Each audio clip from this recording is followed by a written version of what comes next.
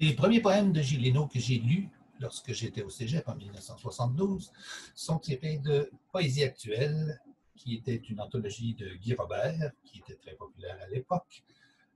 Et il contenait certains textes de Gilles Leno avec un exergue qui disait « La poésie est mot de passe ».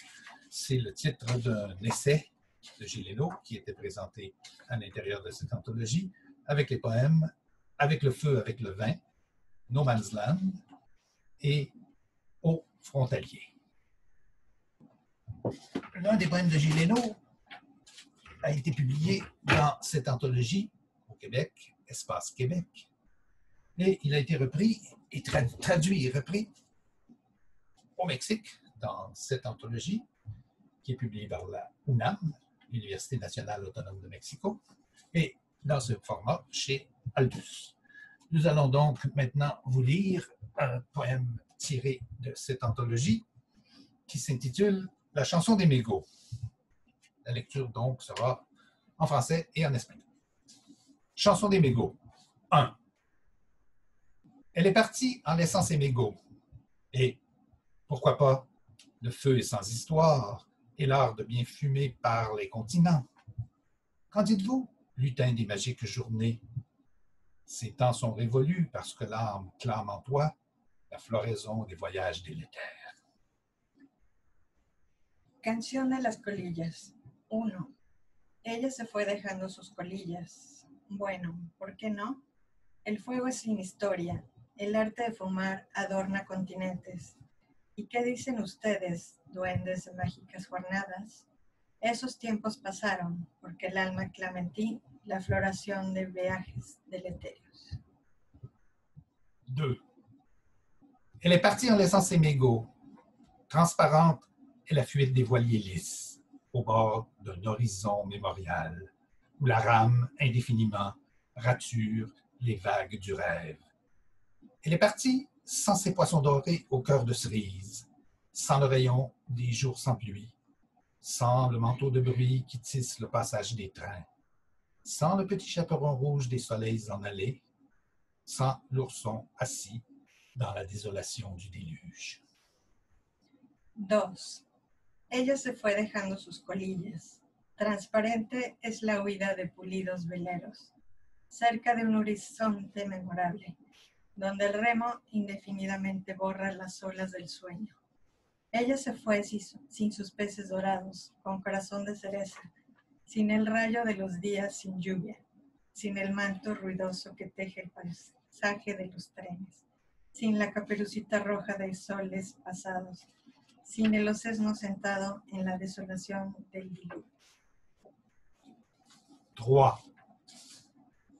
Elle est partie sans devant derrière, sa jeunesse décousue, en laissant le poisson comme un fruit. Le couteau est moins aigu qu'un éclat de rire. La face convulsée est un écran très lumineux. La première journée, elle avait fait couler une source de ses cheveux. Qu'il t'en souvienne. La deuxième journée fut celle de l'amour, sans nuages dans les îles de l'été. Et les autres journées furent les journées caravanes. Les orients pâlissaient devant le monstre bicéphale. Et la dernière journée, elle est partie en laissant ses mégots, en laissant son éventail de frasques incomprises, ses cheveux aux serrures, ses empreintes digitales au plafond, ses colères éclatées par entre le vent des futures années. 3. Ella se fue en sentido inverso, su juventud desilvanada, dejando el pez como un fruto. El cuchillo es menos cortante que una risotada. El rostro convulso es una pantalla muy luminosa. En la primera jornada, ella había hecho correr un manantial de sus cabellos. ¿Te acuerdas? La segunda jornada fue la del amor sin nubes en las islas, del verano. Y las otras fueron jornadas caravanas. Los orientes palidecían ante el monstruo bicéfalo.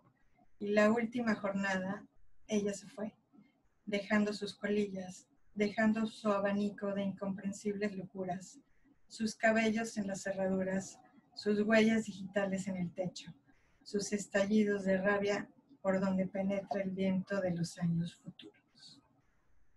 C'était donc la chanson des mégots en édition bilingue.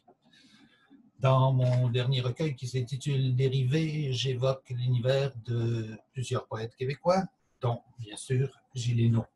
Alors, le texte en question a, bien sûr, une citation de Gilles Hénaud qui dit « La poésie coule dans la plaine où s'abreuvent les peuples. » Signe, signaux pour les voyants et pour tous les autres, d'ici, d'ailleurs et d'au-delà, avec ou sans fumée, tous mégots abandonnés, sémaphores à tour de bras, métaphores à tour de langue, totems et talismans, sur la piste, en file indienne, dans l'été sans nom, qui s'accroche au paysage, à sa mouvance surréelle. Miroir éclaté de l'homme et de la femme, réunis en cette terre, en bois, debout, ou en carton-pâte, en tube de couleur mis en situation, critique sans vérité, sans dogme, dans la déroute du contenu, depuis trop longtemps advenu, parvenu jusqu'à nous, malgré nous, au revers de l'ardoise noire de la mémoire, dans notre dos qui protège nos cœurs de leurs griffes de craie et de sang, tandis que se trace dans le sable et dans l'air, pas à pas, lettre à lettre, trait par trait, mot à mot, geste à geste, la saga de l'humain pour demain. Alors, c'était un texte, donc, consacré à Gilles Hénaud.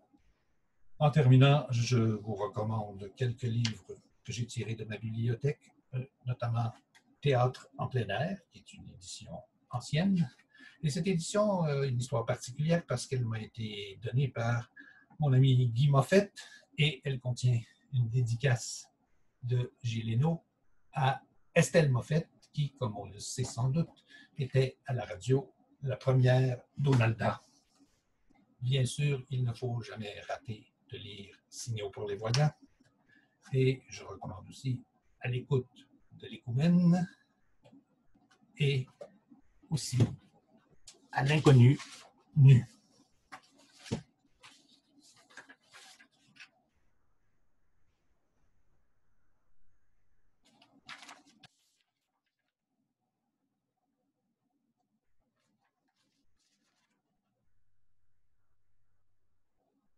Merci. Mais pourquoi tu seras encore là? Est-ce que c'est le générique de la fin?